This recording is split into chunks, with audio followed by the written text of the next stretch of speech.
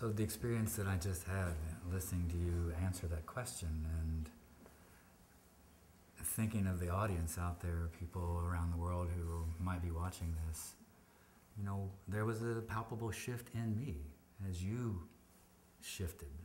And in Buddhism, that's called the transmission. And it's so strong with you. And it's unique, I think. You have your own unique version of that. I don't know what you have to say about it, but all of the people who are around you feel a tangible shift in themselves. Even if they maybe have not been on the spiritual path forever and ever. I think it's almost universally reported that something happens in the quote-unquote power field of the master that is extraordinary. Did you find yourself conversing to your mind, I am both here and afraid. I am nervous, and yet I am here. I am unsure what to do with this. I back away, but I come in. I hold space to try and hear and figure this out, and I cannot resist. Yes. I have to resist, but I cannot resist. Yes. All of that is going on constantly when with something of this language of reverberated sound current. All of that happens constantly in everyone who is trying to hear with this. In love, it's still difficult. It's closer. I love. This love, and I will say this to you again, but it is formally called saying it out loud to all. This love is a tiger love. So it corrects you, and you get upset at me.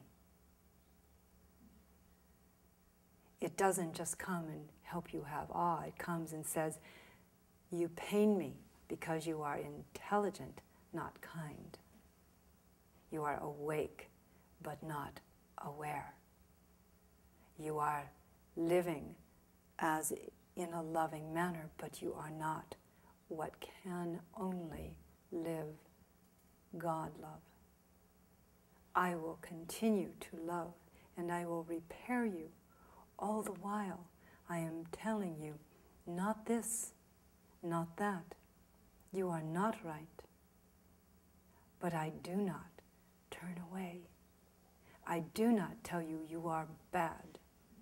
I do not say, what's the matter with you? I say, not that. Not that. This love is great in its intelligies. New word, intelligies. It's so learned about what is crafted for your interview. This interview between you and me is yours. You are being interviewed. I'm aware of that. Good.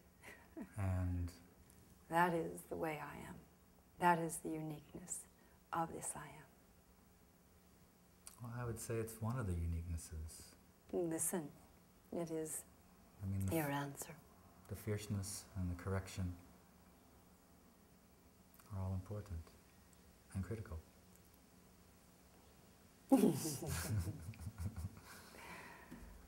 So I laugh because I find you squiggling into your own lonely places, gracious. showing me off to them and not getting your language lesson. I know, but we're here for a purpose. We're trying to talk to the world a little bit here. So I have another question for you. Tibetans speak of close teachers who are intimate like this, who don't just sit on a throne and deliver messages or just blaze out a big transmission, but know the individual gifts and challenges of each student.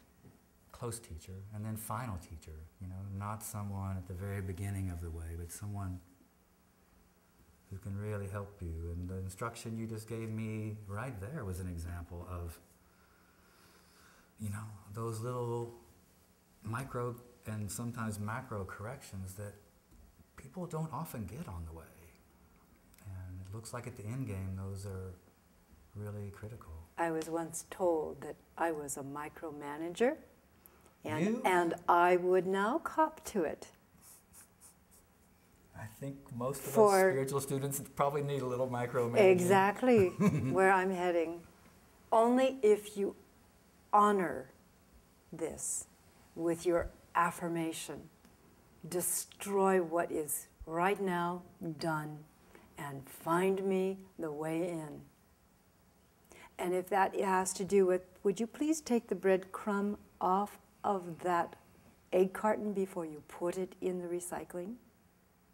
Which sounds like stupid micromanagement. If you come in, well, you will wait here. Notice yourself turning around and being more awake in even the mundane efforts. It's all about this. Well, speaking of the mundane efforts, one of the things that I find enchanting about you, and I think all of your students do, is that you drive your own car and do your own email and put together a lot of your own graphics and stay in touch with people and do phone calls and load the dishwasher and recycle like mad, and you're scrupulous in the way that you work in this world, you know, with a kind of honoring and precision that's, I would say, is a little rare for elevated beings, and I admire that. I don't know what you might have Not to for say about elevated it. beings.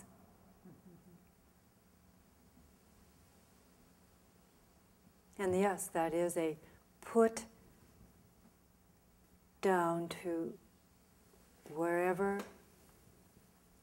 they wish to be laid, so that the average student will revere their tendering without them getting in the way of their words being used. I'm coming in from a different angle. And what is ordinary is good to use. I am all levels. In a sense, not much of me is human any longer. Nothing drives the human side except curiosity.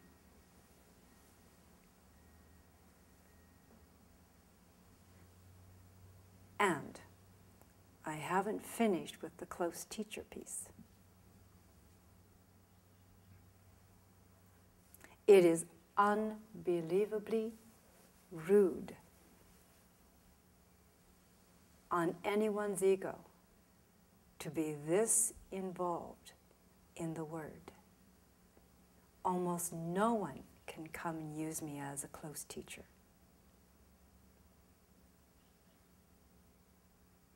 Perhaps a final support.